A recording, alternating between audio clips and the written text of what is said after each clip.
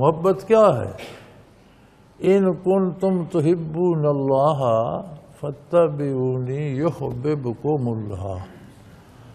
اگر تم اللہ سے محبت کرتے ہو، تمہیں کچھ احساس ہے کہ کس نے مجھے خاک سے ایک پیکر حیات بنایا، پھر عالم امر کی روح ڈالی، شرف انسانیت بخشا، اتنے علوم بخشے، قوتیں بخشی، پھر مسلسل دیے جا رہا ہے.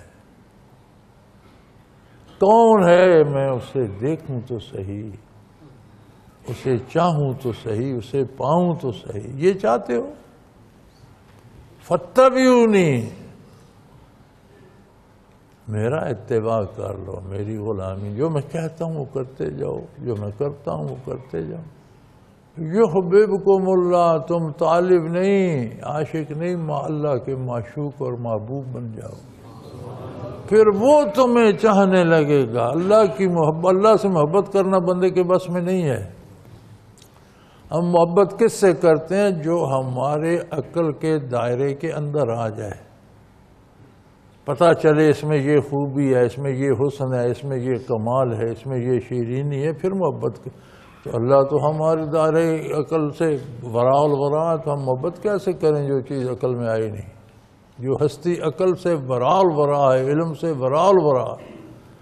اللہ سے محبت تب ہوتی ہے جب وہ بندے سے محبت، یحبہم، وہ ان سے محبت کرتا ہے، یحبونہ، اس کے جواب میں پھر وہ اس سے محبت کرتا ہے.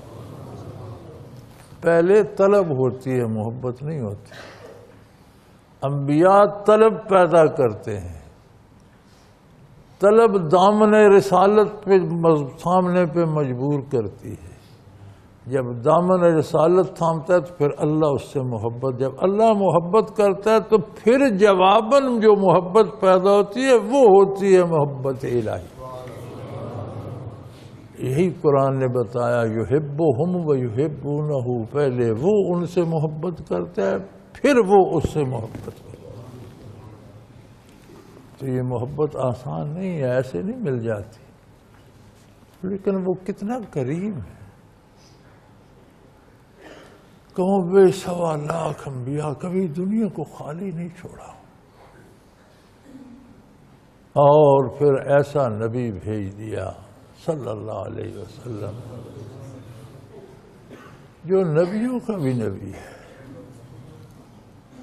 اور قیامت تک کے لیے اس کا سورج سوانیزے پہ ہی رہے گا. افلت شموس الاولین وشمسنا ابدا علی افق العلا لا تغربوا. سب نبی سورج تھے اپنے وقت پہ، توحید الہی پھیلائی اور غروب ہو گئے، نئے نبی آ گئے. ہمارا سورج طلوع تو ہوا، کبھی غروب نہیں ہوا.